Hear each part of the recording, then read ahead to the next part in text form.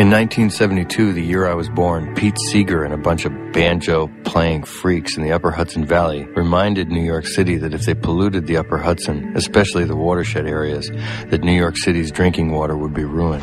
This land was made for you and me. In 1972, Richard Nixon signed the Clean Water Act into law. It was an era of environmental progress. The Cold War was on, but there was the concept of leisure time and leisure suits.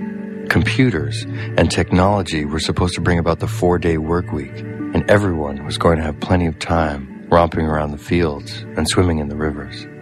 In New York City, they were building this, but 100 miles upriver in Milanville, Pennsylvania, on the banks of the Delaware, we were building this. My first word was hammer.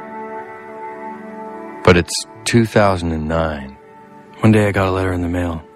It was from a natural gas company. The letter told me that my land was on top of a formation called the Marcellus Shale, which stretched across Pennsylvania, New York, Ohio, and West Virginia, and that the Marcellus Shale was the Saudi Arabia of natural gas. I could lease my land to this company, and I would receive a signing bonus of $4,750 an acre.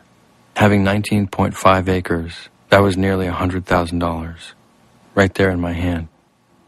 Could it be that easy?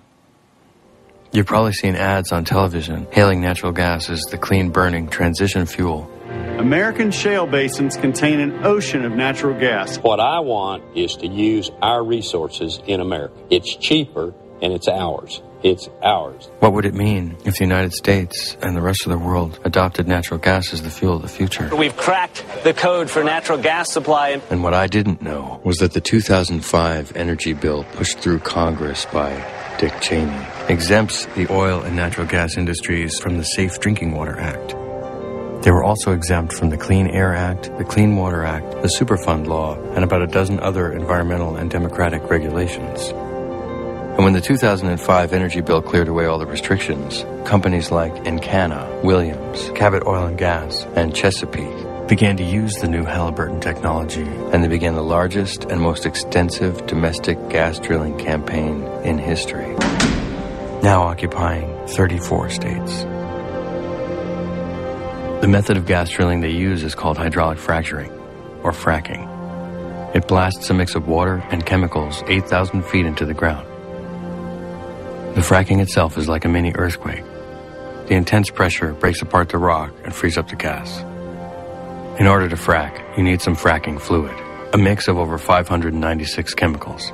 From the unpronounceable, to the unknown, to the too well-known. The brew is full of corrosion inhibitors, gelants, drilling additives, biocides, shale control inhibitors, liquid breaker aids, viscosifiers, liquid gel concentrates. On the side of that frac fluid truck, it should say, just add water. Each time they drill a well, they need between 1 and 7 million gallons of water. Each time they go back and frac an existing well, they need an additional 1 to 7 million gallons of water. They can frac a well up to 18 times in its life. They started out west, New Mexico, Colorado, Texas, Wyoming, Oklahoma, and in the south, Arkansas, Louisiana, Alabama. 450,000 wells, times 18, times 1 to 7 million gallons, is something like 40 trillion gallons of water, all of it infused with the 596 chemicals in the fracking fluid. And now they're coming east.